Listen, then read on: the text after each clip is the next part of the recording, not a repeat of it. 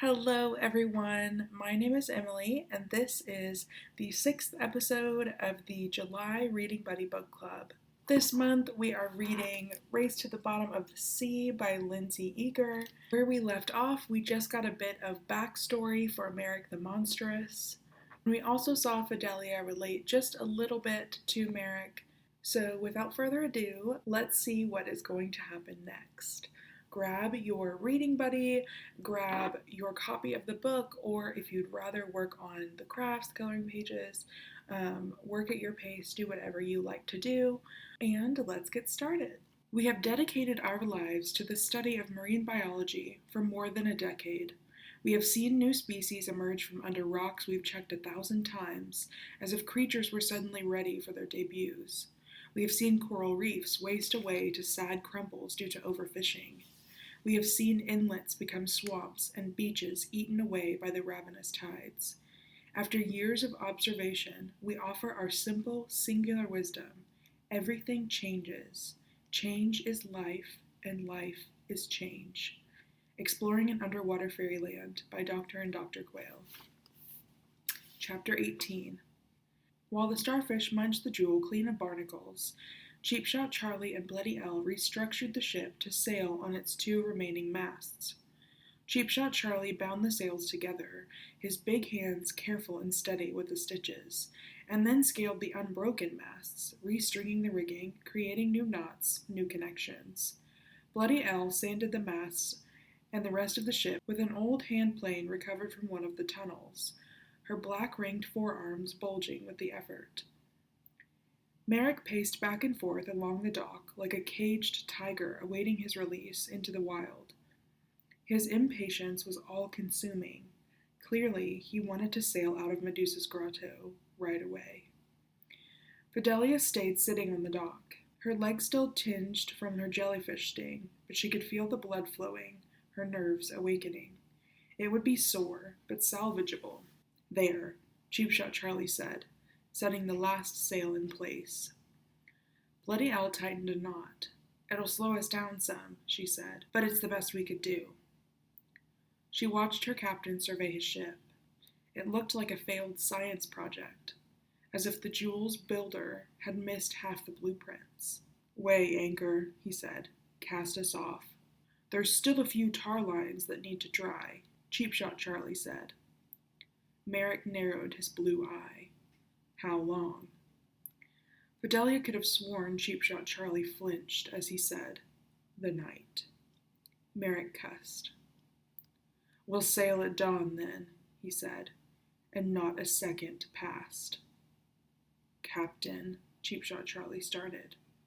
"We stay on the ship," Merrick ordered, "for the rest of our time here."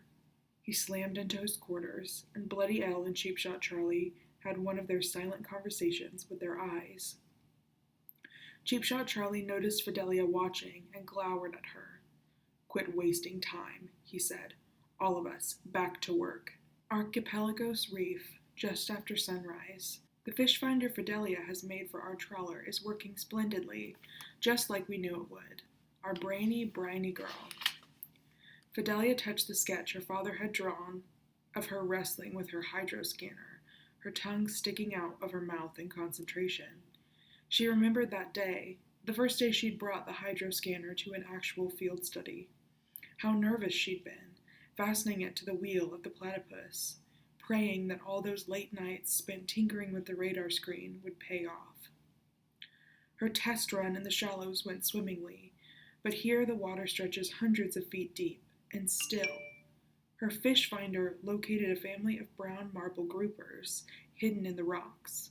I thought Ida was going to jump out of her skin, she was so excited.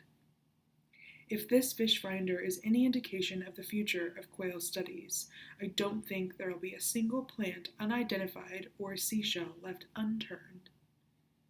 Eyes pooling with tears, Fidelia read the passage over and over until 2 words stuck out in her mind. Test run. A test run, of course. She'd tarred over the holes in her water eater's filter, and if she could find something to pierce new, smaller holes, she could conduct a test run right here in the grotto. Merrick had said to stay on the ship, but she wouldn't stray far. Besides, it was either do the test now or when she was actually in the deep tropical sea, with Merrick's black and red eye haunting her from the surface. A sharp splinter would do the trick. She peeled away a particularly gnarly one from the boards of the ever-flaking jewel and carefully punched through the tar. There, holes large enough to allow water flow, but, she hoped, small enough to merely seep the water molecules into the chamber, where they could be stripped of their hydrogen and converted into oxygen. She screwed the rest of the water eater back into place, then bit down on the rubber mouthpiece and took a few test breaths. The whole thing tasted a bit like mortar, but so far so good. While Bloody Elle and Cheap Shot Charlie were busy tightening lines on their new mast, she took off her boots and strapped on the mask over her glasses. Bracing herself for the bite of salt on her jellyfish sting, she slipped into the electric blue water. The water brightened, and soon she could make out the edges of the jellyfish. The closest ones were 12 feet away. Not exactly safe, but safe enough. Time for the big test. She pursed her lips around the mouthpiece and sucked for more air, but it didn't come. She inhaled harder, still no air. For the love of a lionfish, she'd cut the new holes too small. Her head spun from lack of oxygen. She spat out the water eater and searched for the bottom with her feet, so she could kick off and rocket to the top. Her feet found only blank space, more water. She had spun herself sideways, and now she was lost in the water, disoriented and out of air, desperately trying to find the surface, blue lights flashing and spinning. A pair of hands seized her by the collar and yanked her up. She gasped, drawing in the sweet grotto air in heavy swigs. Cheap Shot Charlie lay her on the dock and waited for her to choke and sputter herself calm. "Captain told you to stay on the ship," he said. Fidelia held up her water eater in one soggy hand. "I had to test it." Cheap Shot Charlie squatted down so his huge head was level with hers. From here, she could see every pore of his umber skin, the facets of his nose jewel, the red vessels in his eyes striking like lightning across the white. "While you are on this ship, you obey our captain, or I will tear your arms off and you can kick your way home. Is that understood?" He carried her back onto the jewel and set her down roughly on the bench. A failed test run just days before they reached the tropics. Now what was she going to do? Dinner was grilled scallops from the cavern pool, only 2 apiece, and, not surprisingly, candy from Bon Bon Voyage Sweet Shop. Their supply from Arberley was running low, but Bloody Elle had found a whole crate of the sweets in one of the grotto's tunnels. Apparently candy was an old pirate hideout staple. Fidelia filled her already sugar-soaked stomach with jellied jigglers, grumbling with every bite. "Kids are supposed to like candy," Cheap Shot Charlie said. "We do. For dessert after a real meal," Fidelia said. "This feels like a punishment." "Actually," Cheap Shot Charlie said, "this turned out to be excellent seafare." He examined a glitter cran meringue. "It tastes exactly the same whether it's fresh or stale." Bloody Elle was sprawled on the deck, lying on her stomach, her long legs behind her in the air. She unwrapped something from the knapsack and took a bite. "Is that the last crocodile?" Cheap Shot Charlie asked. "Don't even think about it," Bloody Elle warned. Cheap Shot Charlie grinned, then tackled Bloody Elle like a crocodile. "Get off me, you blooming idiot!" Bloody Elle's face burst up from the tussle, red with fury. Cheap Shot Charlie lay across her with his whole weight and dashed into her pocket for the candy, which he gobbled. "Yum," he licked his fingers. "Good eats." You pirate." Bloody Elle threw him off with a grunt, then kicked him squarely in the chest, propelling him backward. He quickly recovered and socked her in the jaw, which sent her sprawling. Bloody Elle jumped sprightly to her feet, rubbing her chin. "Come on, Fidelia, we can take him." Fidelia shook her head, backing up against the railing. "You're already more than he can handle." Cheap Shot Charlie furrowed his one eyebrow low. Captain, are you going to let her insult your best man? There was no response. Captain? Cheap Shot Charlie called out. The door to Merrick's quarters was open, his office empty. How long has he been gone? Bloody Al asked. Cheap Shot Charlie shushed her, listening intently to the trickling sounds of the grotto.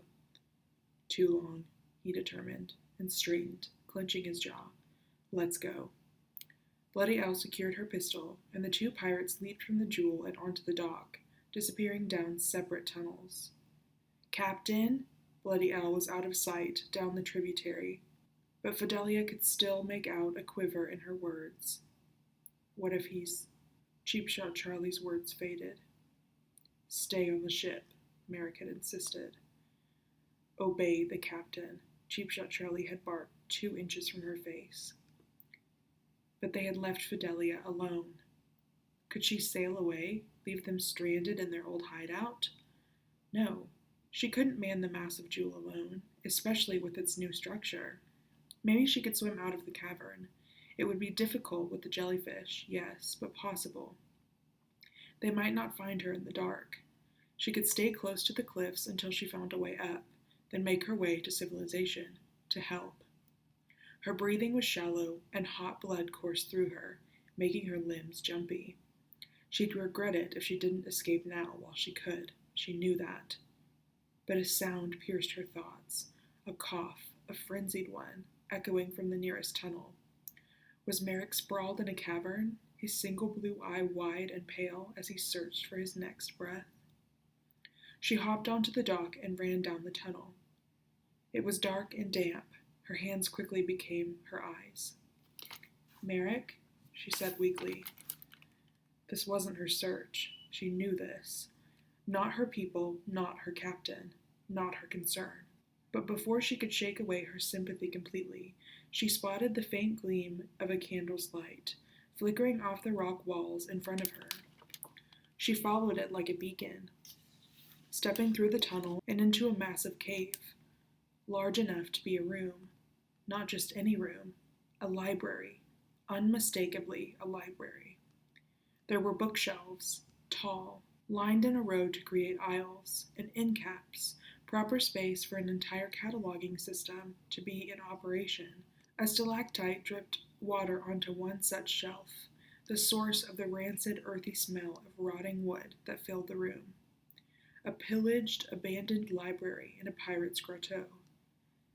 Fidelia had seen many incredible things in the last 2 days, but nothing so unexpected as this. The books remaining on the shelves were crumbling, a consequence of their age and state, forgotten. Some books, the fibers exposing the spines like human vertebrae, lay in sad piles, collecting dust. A few books had gooseneck barnacles coating their covers. A family of sea spiders made their nest beneath the loose pages of a broken atlas. I told you to stay on the ship. Merrick's voice crackled from the corner of the library. Fidelia found him in a dirty, worn-out plush armchair, a mostly empty rum bottle balanced at his side.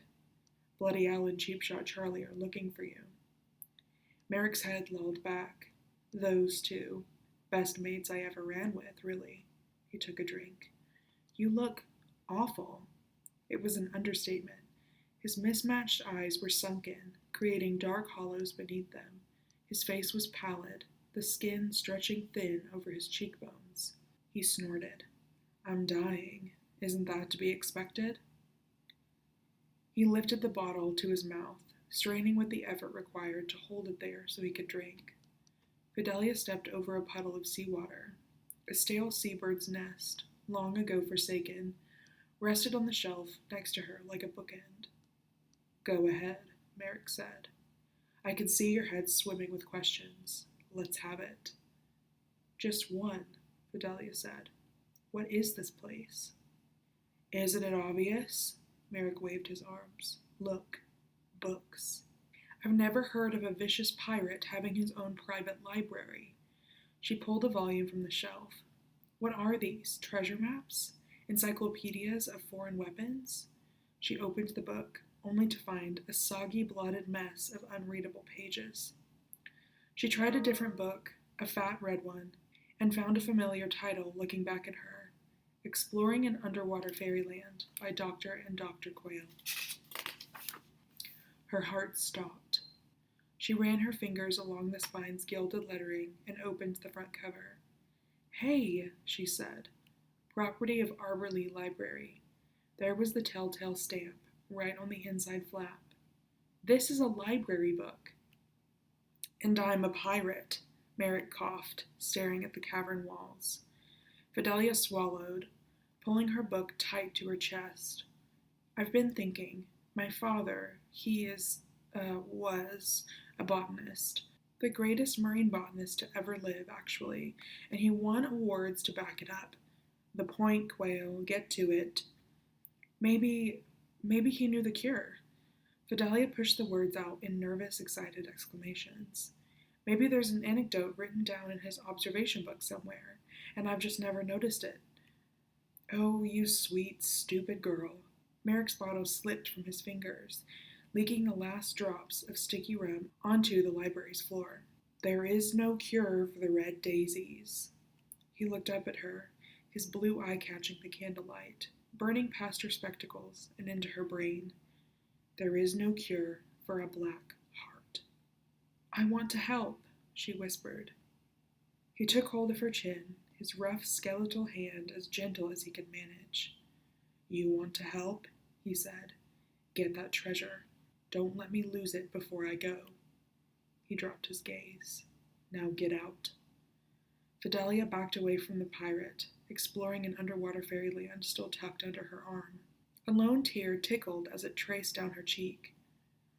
"Charlie," she managed to call. "Elle, I found him." A pirate dying. Why did it matter?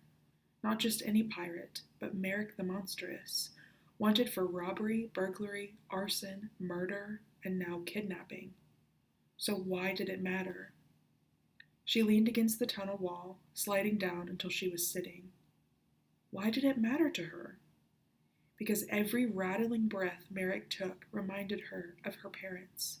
Because she looked at his sapphire blue eye, wide and searching, and saw a fear so out of place with the rest of him, and she thought of her parents. But that wasn't it. She thought of herself, the before and the after. Fidelia before her parents died, unafraid and busy and bold, and Fidelia after, just a shell hiding in a library. Because losing Merrick reminded her of what it was like to lose her parents, the awful before and after, all over again. Watching Merrick die was like looking into a mirror, watching her lose herself. "Where is he?" Bloody Al slid to a halt in front of Fidelia, scanning the tunnel. Cheap Shot Charlie was 3 seconds behind her. "Down there," Fidelia pointed towards the candlelight, which glowed even brighter, battling the grotto's darkness. "In the library, drinking." She laughed, once, and it came out tasting like bitter sea melon. "If the red daisies weren't already killing him," she said, "coming back to Medusa's might have—" "Do you smell smoke?" Bloody Al interrupted. As if on cue, black smoke curled down the tunnel, searching for a release. The light intensified, orange as the burning horizon. The three of them hurried back to Merrick, the tunnel walls suddenly warm to the touch. When they reached the cavern, Fidelia threw the hem of her dress up over her mouth to block the smoke. The library was on fire. The flames devoured the books as heavy smoke billowed up into the stalactites. Fidelia blinked, her eyes peppery hot. "Where is he?" Bloody Al yelled. "He was in an armchair." Fidelia squinted, trying to see through the smoke to the corner where Merrick had slumped in his chair moments ago. Cheap Shot Charlie and Bloody Al dashed through the flames, into the smoky black belly of the fire. This could be it, Fidelia thought. Merrick, taken by fire and smoke before he could cough himself to death. The fire raged higher, kissing the cavern ceiling. Every book, every shelf, gone, rendered to ash by the flames. Fidelia sputtered and paced, counting the seconds. Any moment, she'd hear the screams as Cheap Shot Charlie and Bloody Elle succumbed to the fire. Just before Fidelia gave up hope and ran out of the library to save herself, all three pirates staggered out of the fire. Cheap Shot Charlie and Bloody Elle carried Merrick between them, whose head lolled against his chest, his legs dragging along the floor behind him. They raced him out of the tunnels, and Fidelia followed behind, her eyes stinging. "What happened?" she cried, when they finally collapsed on the dock. Merrick lay on his side, limbs splayed out like a broken marionette doll. "Alcohol," he rasped, "is very flammable." A typically vague Merrick answer. She stared at him, her eyes leaking. Did he trip over the candelabra? Had he fallen? Or was this one of Merrick the Monstrous's violent acts of arson? An accidental fire or a deliberate one? Why did it matter? He coughed, Fidelia coughed, all four of them coughed now, a regular symphony of burnt throats and lost breaths. "Come on," Bloody Elle croaked, pulling herself to standing. "The fire's spreading." She and Cheap Shot Charlie took their captain into his quarters on the Jewel. Fidelia checked the hull as she boarded the sloop. The starfish had eaten away most of the barnacles, leaving the water-warped beams of the Jewel clean as a lake-scuttled, dilapidated old Lucky ship could be. The pirates worked to cast off the Jewel. This time, Fidelia pitched in. The grotto was quickly filling up with clouds of the black smoke, and the tunnels all glowed the same white-orange. The fire was moving down the tributaries and would soon make ash of the grotto's dock. Amber light shone above the water, neon blue light in the water. By the time the fire finally burned out, Fidelia realized nothing would be left of Medusa's grotto but black marks on the walls and a pile of fat, happy orange starfish. And the Medusas pulsing eternally through the water. The Medusas, who had seen all the grotto's secrets. Through the secret waterfall the Jewel sailed, back into the open sea. Fidelia let Cheap Shot Charlie and Bloody Elle give her orders, and they sent her scrambling to the yards to fix the rigging, or had her hold the wheel while they tightened lines. The work of a cabin boy, yes, but she was grateful to keep her hands busy. Hands busy, mind busy. Merrick stumbled out of his quarters to watch the cliffs vanish in the distance. Medusa's grotto faded out of reality and into memory. "Good riddance," he grumbled, but Fidelia could see his sad blue eye. How it aches to say goodbye, is what he really meant. Fidelia stood behind him, clutching Exploring an Underwater Fairyland to her chest, listening to his coughs until all they could see of the grotto was the pillar of smoke on the horizon, white against the star-speckled sky. Chapter 19. "Sir!" A naval officer burst into the Admiral's quarters without knocking, his face flushed and sweating. "What is it?" Admiral Bridgewater had just poured himself a third glass of spirits, which meant his jaw had loosened and his skin was as pink as boiled ham. "The horizon, sir. You'll want to see." Admiral Bridgewater pushed himself in front of the officer and dashed up to the deckhouse. The night air was cold, the wind putting up a fair fight. "There," another officer pointed. 10 o'clock. "It's smoke, sir." The Admiral took the officer's spyglass and squinted his tiny eye. Just southwest of the bearings, wisps of smoke, billowing into the night sky, faint but undeniably there. Fire. On the Jack Tree Cliffs. Admiral Bridgewater stretched his face into a grin, a rare and somewhat unsettling sight to the rest of the silver buttons. "Merrick," he chortled, "at last I'll have you." "Sir?" an officer timidly asked.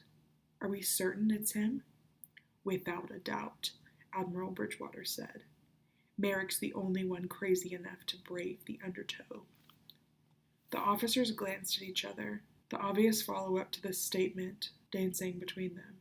Neither would say it. "Shall we steer towards the smoke, sir?" an officer asked. "No," Admiral Bridgewater said. "Merrick never stays in one place for long. Especially the last few months. Something had Merrick scared, darting from hiding place to hiding place like a mouse running from a hawk. Make for the cocoa root, Admiral Bridgewater said, and luff the sails when you come within range of the tropics. We have the element of surprise. Don't lose it. He collapsed the spyglass and shoved it into an officer's chest. He suddenly surged with new energy. He could take on 100 Merricks tonight if he had to. We've got him now. Chapter 20. When Fidelia woke, the Jewel was back on open water. The mainland was nowhere in sight. Every direction was just flat and blue. Medusa's grotto was behind them, a blackened stain in a corner of nature no one would ever find. She stood and stretched her arms and waved good morning to the pirates. Bloody Elle nodded back, but Cheap Shot Charlie blinked at her and went back to the rigging. She watched the boatswain work for another moment. She saw the extra force he used to tie his knots, the punches and swings of a man angry because his captain was dying and there was nothing he could do to stop it. Death affected everyone, the ones who left and the ones who were left behind. No one knew this better than Fidelia. She walked down the deck to where the candy pile was stashed, then chose an astro bloomer and a Kaleido rainbow fig and munched on them for breakfast. The Jewel's sails caught the wind and billowed, mirroring the fat, puffy white clouds in the sky above. She ran her hands along a railing.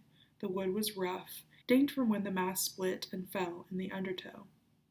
You know, Fidelia said, if I squint, it is a pretty ship. Cheap Shot Charlie looked at her, then puffed up with pride. Back in its heyday, any sailor would have given his right arm to sail the Jewel, he said. Even Admiral Bridgewater probably tempted to clean it up and add it to his fleet. That is, if he doesn't bury Captain in it. That name again. This time, Fidelia gave in to the curiosity. Who is this Admiral? Cheap Shot Charlie tightened a sheet. Admiral Percival J. Bridgewater, he finally said, surprising them both. Top wig in the Queen's Own Navy, royally bestowed with the task of catching pirates along the cocoa route and bringing them to trial. But he made a special mission out of the captain. What kind of mission? Cheap Shot Charlie pulled a slack line. His only mission. Bridgewater won't rest until the captain's hanged. Fidelia thought about this as the Jewel hit a gentle bump. But Bridgewater's already brought the Jewel in once, hasn't he? And he's caught Merrick how many times? At least a dozen. What's your point? Fidelia tried to say this delicately. So why isn't Merrick, how hard is it to kill a pirate? She wondered. Cheap Shot Charlie narrowed his eyes. You're a smart enough girl. You can figure it out. Astern, at the wheel, Merrick coughed, and Fidelia could hear his insides rattle. The treasure, she realized. Bridgewater wants the captain dead, Cheap Shot Charlie said, but not until he's got his hands on that treasure. Fidelia's jaw dropped.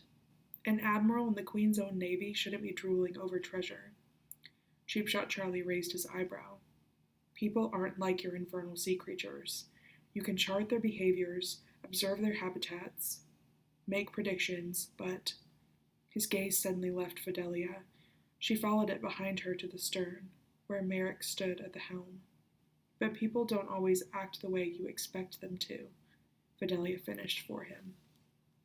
Cheap Shot Charlie snapped his attention back to her, glaring at her as if she were a seagull who had stolen his meal. Stop pestering me and get back to your ridiculous contraption. We'll be there by morning. Fidelia's stomach plummeted. That means she had less than 24 hours to figure out how to make her water eater work, or else she'd be diving down to the bottom of the sea with nothing but her lung capacity and her courage. The Jewel moved for hours, flying through the water so smoothly someone could have composed a watercolor masterpiece while standing on its decks. The nervous, bustling energy that had defined the voyage so far was gone. Now everyone stayed mostly quiet, concentrating on their tasks. Fidelia could feel the air shift warmer, the sun beating down on her skin. The undertow had left the forefront of her mind. Instead, she pored over her parents' observation books, searching for answers. Any answers. Mind the sails, Merrick announced at noon. Keep her steady, we're nearly there. A charred bit of paper untangled itself from his hair and blew past Fidelia. a remnant of the fire. She studied him, searching his good eye for that flicker of sadness she'd seen the night before. Medusa's grotto was probably the closest thing Merrick had to a home, besides the jewel. Fidelia had already said goodbye to her own house, but she still had Arborley Island, still had the sailors, still had the book and bottle and the beach, at least for now. And when she moved away to the mainland, she would still have Aunt Julia. Home wasn't a place, she realized. It was a feeling, right here in her observation books, right here in her memories. What did Merrick have, though, besides this dilapidated ship? He had his mates, his own name, and he had his treasure, all that was left to say goodbye to. And it was up to her to help him find it. That was how they remained as the day shifted into night, solemn and steadfast and mostly silent. Fidelia unwrapped candies from Bon Bon Voyage without complaint and nibbled her sugary meals, Astro Bloomers for lunch, Kalina Rainbow Figs for dinner, Choco Globs for dessert. Her test run in the grotto had failed terribly. The water eater didn't give her much oxygen to dive 20 feet, let alone dig through the sands of an entire tropical stretch to find lost treasure. She twisted the filter out of its chamber and ran her fingers along the rough tar. It had been a good idea, creating new, tinier holes. A good idea in theory. Now she had to try something else. A shadow loomed over her. Finished yet? Merrick added. Fidelia curled herself over her dismantled invention, protective. You still haven't told me anything about where we're going, she said in defense of her poor progress. So, if my water eater is going to work, I need more information about the type of environment I'll be diving in. The water temperature, the region, the climate, the plant life. Hot. Merrick looked up at the West Star. Hot, Fidelia scoffed. Really?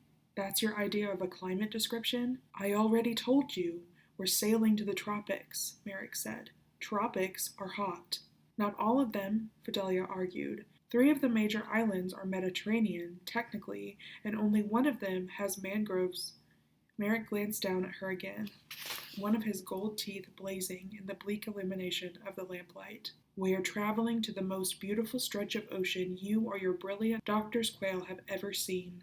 The water is clear and turquoise. The ocean floor is the color of a cherry blossom in spring. Black trees grow from the island and snake their roots down into the water like sea serpents. I have no idea what type of flora or fauna that thrive in such waters. Suffice it to say, it's a paradise on earth. He stopped. Descriptive enough for you? Fidelia blinked, then pushed her glasses up on her nose. Sea serpents, a pink seabed, turquoise water. He could certainly be poetic when he wanted to. Her earlier conversation with Cheap Shot Charlie flashed through her mind. People don't always act the way you expect them to. She flipped through her father's observation book, a memory niggling. Reef territory, do you think? But Merrick was done talking climate. He vanished from her side, and moments later Fidelia heard his dry, grisly cough as he concentrated on navigating. Fidelia turned the pages more rapidly, searching for March 16th. A day the quails worked in a tropical sea glass meadow and found a whole colony of silky reef sharks. Aha! March 16th. Silky sharks are mangrove dwellers normally, but the ones in this region have developed an affinity for juvenile cuttlefish, which make their nurseries in the seagrass. Ida's already tagged one of the large maternal females, whom she dubbed Myrtle, and Fidelia's using the university camera to snap a few photographs. Below the passage, off in the margin of the page, her father had sketched a long, thin, fern-like leaf, with such thick, fibrous fronds that it almost looked like a feather. Fidelia turned the book sideways. Parrot feather leaf, her father had labeled it. Low salinity and high temperature waters, tropical and subtropical, anchored in rock beds, low drag. Fibrous leaf structures allow for air filtration and maximum surf flotation. Filtration. That word jumped out at Fidelia like a mako caught on a line. She scoured the rest of the page for any information about the leaf, but the only other notes Arthur took on March 16th were to describe algae that grew on the bellies of sea lions. Parrot feather leaf. Fidelia's brain churned and whirred like a well-tuned machine. She found a black sheet of paper in her observation book and, again, sketched out a prototype of the water eater, the mouthpiece, the cylinder, the oxygen chambers. This time, in lieu of the filtration system she had created, the tarred filter with the holes, she drew a parrot feather leaf, placed gently sideways between the faux scales and the chamber. She reran her calculations. It could work, she realized. It could really work. The tropics were full of seagrass meadows. In the morning, when daylight was on her side, when the jewel was closer to their destination, she'd scope one out. It would work. It had to work. Bursting with the sort of confidence that always accompanied these frizzled, harebrained breakthroughs of hers, she dropped her pen on her observation book, sat back, folded her arms, and actually grinned. It was then that she noticed the shadow, again, hovering above her. Merrick stood beside her, blue eye glinting. "So you did it," he said. She nodded. "I think so." "We'll find out tomorrow, won't we?" An ominous thing to say. But nothing Merrick said could crush her now. This feeling, this rush of solving the puzzle, the flutter of possibilities flapping through her mind. This feeling was a memory, and she nestled into it, snug and content. She would not let herself think about the fact that her parents weren't around to join her celebration. She would not. 2 years earlier. A week later, she finally crawled out to meet the day and had to remove her peach spectacles to peek at the sun. She'd grown accustomed to the darkness of the cave, to the dim candlelight above her as she read book after book. She'd read all the novels in the grotto and had even paged through a fair number of sea charts and encyclopedias until there was nothing left to do but sit and worry and wonder and finger the brooch on her chest. The brooch. "Marry me," he'd asked as he pinned it to her dress, and she would have done it that very night. Her eyes adjusted as she walked down the cliffs to the stretch of beach, and that's when she saw him. Just a body, lying in the shallows, crumpled like a wad of paper. It was Merrick. She'd ran to him, tearing across the sand with weak legs, and lifted his head onto her lap. He was alive, barely, and he croaked with closed eyes. "Bridgewater. Almost had the jewel. Swam back here alone. The others were..." He looked at her. "Your eye!" She soon realized it didn't matter how many times she used the hem of her white dress to wipe away the blood that pooled on his face. The eye was permanently red, almost turned inside out. She gagged at the sight of it, at the sight of him. "Cannon hit the mast," he said. "A splinter ricocheted, hit my eye." He shuddered. "We outran him, but barely. Charlie's hiding the ship on some island. He and Elle are okay, but the rest of them, he's got them on the prison barge." He suddenly tried to stand. "Hold still," she pressed down on his chest. "You have to lie down. I'll bring you some water." "No, no." He clutched her arm. Stay just a little longer." A plea to stay. How the tides have changed. She wanted to shout, wanted to slap him and swim away with the dolphins, but she stayed. "Jewel," he murmured. "Jewel."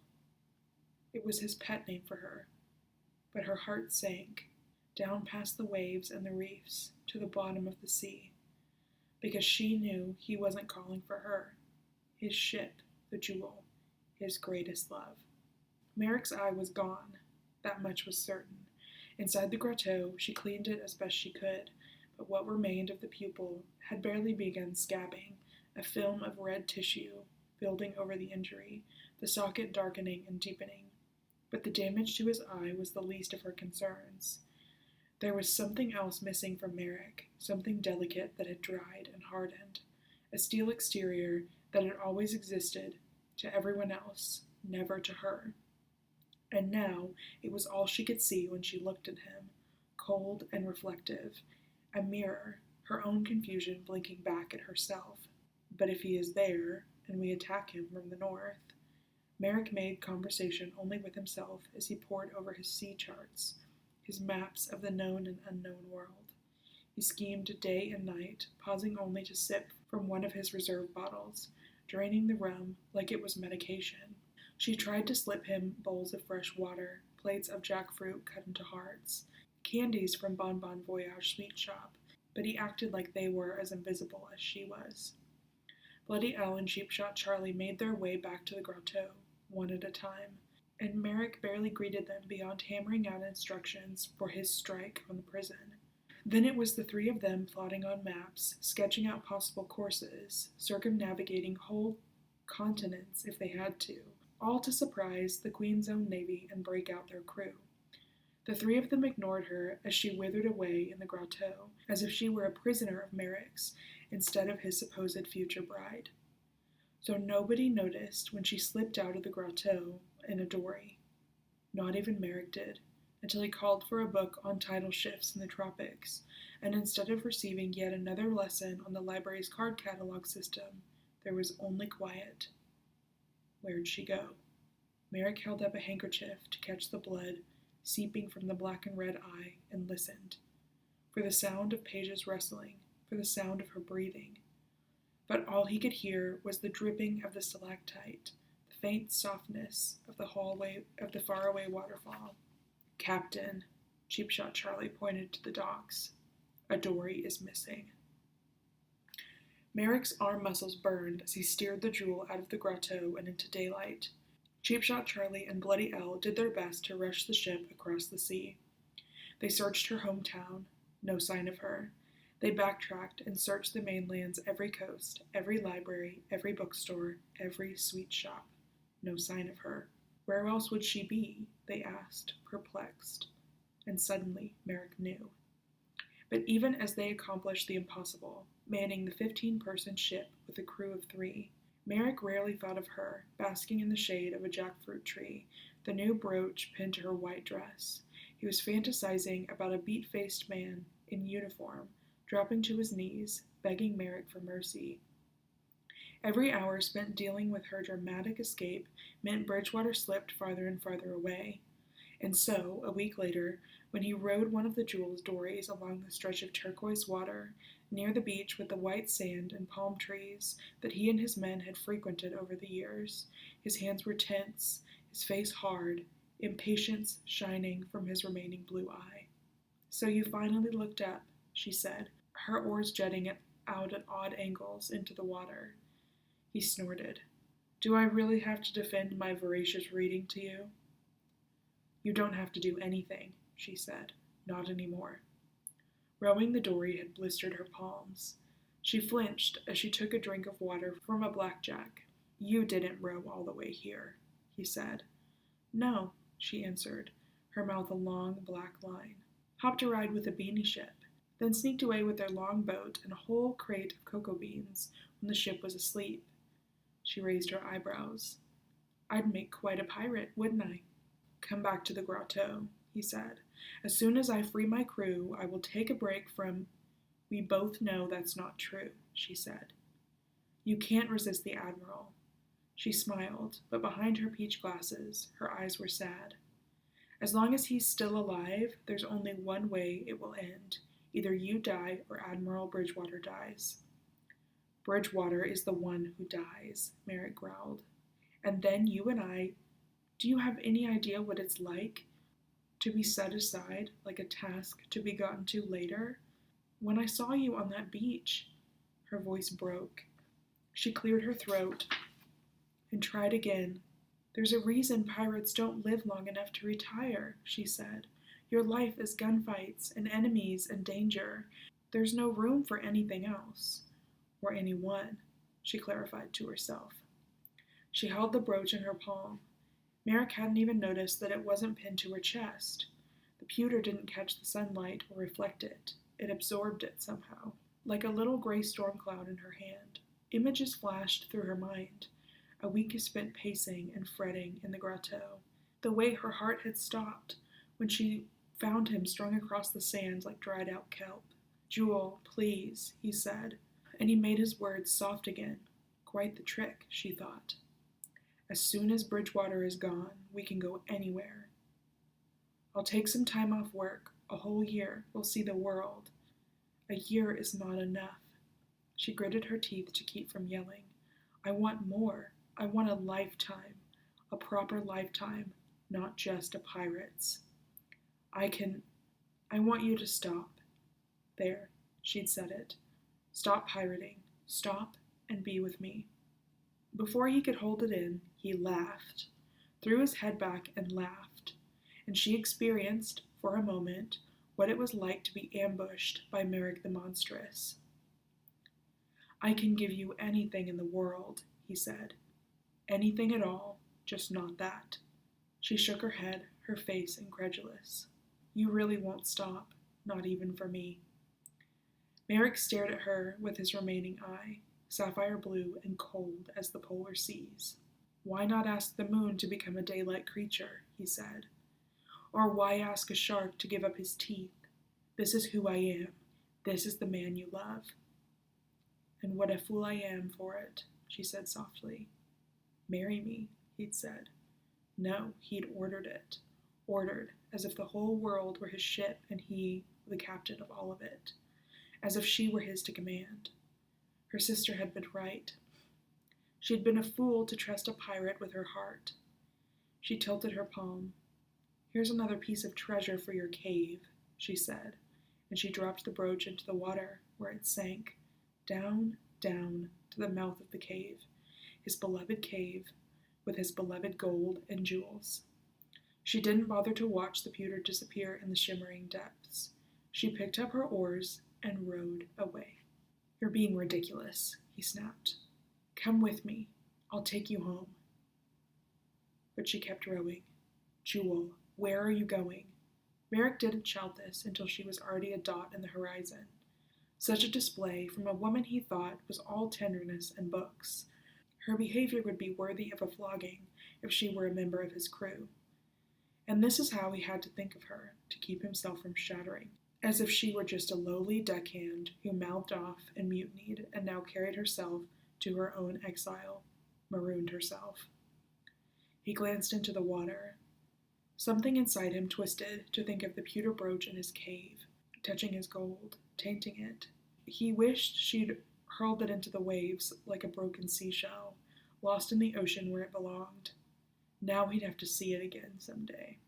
Back in the grotto, Cheapshot Charlie and Bloody Al had barely tied off the jewel when Merrick leaped onto the dock and began packing ropes, food, and booze.